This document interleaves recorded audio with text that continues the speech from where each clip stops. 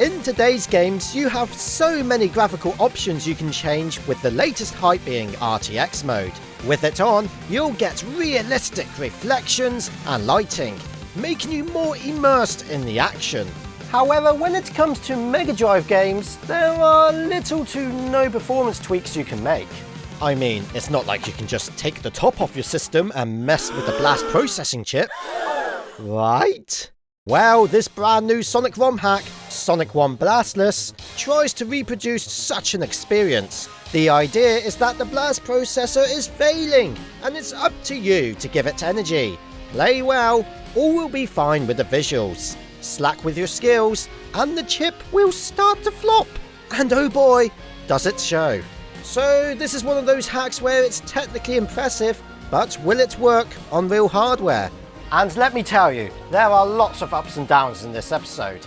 And when it comes to POW, oh, this is so exciting! Let's begin!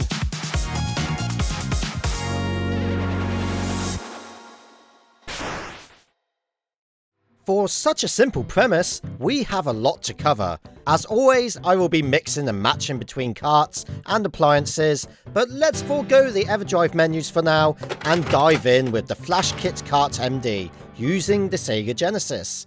We start with a small rest Sega logo with a low sample chant. Then, Sonic T presents... Oh look, they've changed their name. Oh, you can't blame me for this product placement. Oh my, we're gonna have to beef up this console, and stat! Entering the 8-bit-esque Green Hill, I'm quite amazed on how everything looks. It's as if a pixelated filter has been applied to the whole screen. I mean, it's 2021, you can't be too careful about your privacy, hey? And speaking of privacy, this has given me the perfect opportunity to blur my face. Yet it kind of reminds me of the Master System look in some ways. I wonder if that could even pull this off. Losing some rings and the game warps into an even less appealing look. It is still perfectly playable, but that's maybe because I played Sonic 1 over and over for practically 3 decades. Objects rapidly flash even more than before, and the HUD becomes unreadable. But that's nothing if you've managed to take another setback and enter the Game Boy realm. Great Caesar's ghost! Indistinguishable sprites, huge pixelated blocks. I like it. Well, I mean from a technical side point, because in these 3 modes, the sprites and maps haven't been redrawn. It's all being processed in software on the fly. That is an outstanding achievement. How can it pull off this sorcery and still run in 60 frames per second? Well, mostly, it does slow down often. But geez, the hardware has a lot to do. Cut it some slack. Though even after acknowledging this stunning stuff, the game does become hard to play and may stress your eyes after a while. No worries, just collect a few rings or upping your score will help Sonic escape that land and will add more juice to the Blast processing chip. And if you keep advancing, you can finally enter the true glory we all know and love and fully restore the zone. Reach the end of the act in the 16-bit world and you'll get an act restored message. And that's the gist of the game.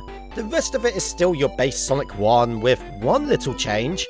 Why has this been blocked off? But seeing the regular zones from a different perspective is a curious sighting to be had. Although, I think Eggman is looking sus. Some modes even show how certain procedures work. Like, for example, did you know that the spike is impaling Eggman a lot in Spring Yard Zone's boss? And you even get some new zone names. Forget Clock Orc. How does Scrap Brass Zone sound to you? There. Regardless, there's still some fantastic news coming your way. But alongside it is some bad news, which I'll talk about first. Now, switching between all these modes so fast on the fly amazes me, and it's great participation to be had for all you retro lovers. Still, there is one issue for anyone who is looking to enjoy this on a digital scaler, and it's a bit of a buzzkill. You see, for the 8-bit style to work, the Genesis outputs in a 256 by 224 resolution. This is an 8:7 digital ratio, however it gets stretched to 4:3 for analog purposes. But when you're back to reality, it then switches to its proper scale at 320x224 pixels.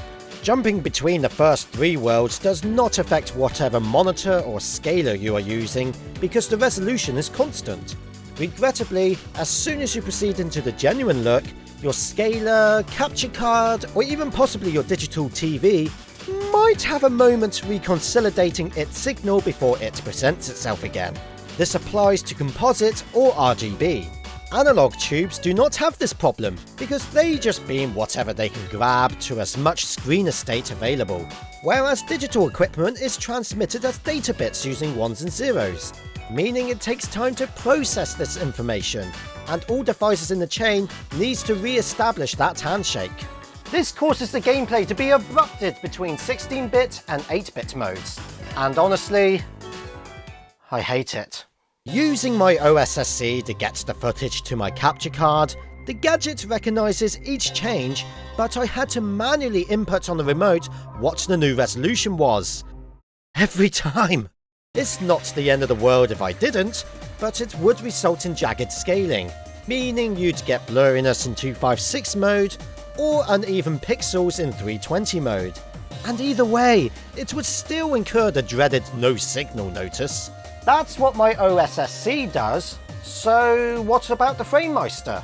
While I do not own one of these anymore, my good pal Sonky was able to assist. Using the Genesis Model 2 with the Mega EverDrive X5 hooked to the FrameMeister, it produced some mixed results. Sometimes the transition was smooth, with maybe a hint of capture card corruptness showing itself, but it was still pretty quick. Nonetheless, it still more often than not took a few seconds to gather its bearings and resume the playthrough. And on a very rare occasion, it caused some audio desync, which a restart of the signal would fix. Now, you can thank my wife for denying permission to upgrade to a 4K TV, but the main set in our lounge has a direct RGB SCART input. Carrying out this test luckily demonstrated no disturbances. That's because in reality, it's an analog input, and the HD TV is showing an analog picture. This was to be expected, and to be double sure of this, the really old, thick master bedroom television also formed no interruptions. So let me be clear about this. This is not exactly the game or the systems to blame. This has to use the 256 mode to render such marvellous 8-bit graphics. And with the 16-bit mode, well, would you really want to lose all that detail? It has to stay in 320 mode. At the end of the day, this is an analog machine, built for analog displays in mind, and that is something that Sonic 1 Blastless can promise to provide excellent quality and disruption-free adventure. But it's not over yet! I haven't told you the great news, and to do that, I have to get out the PAL console. So usually, PAL users get the short end of the stick. Slow physics, dragging music, and more. It has a higher resolution from 224 vertical pixels up to 240, but no genuine Sonic game takes advantage of that. Hence why you always get these horizontal bars above and below the gameplay. Can you see where I'm going with this? Sonic 1 Blastless utilises the full 240 pixels! This means on a CRT, no more empty spaces above and below the scenery. We get to see even more of the stage than the NTSC users. Alright, we're still at 50 frames per second, but who cares? Full res, baby! And let me tell you now, I've never known to see Sonic 1 running on a real machine to look this astonishing. And yes, this is even being optimised in the 8-bit views too.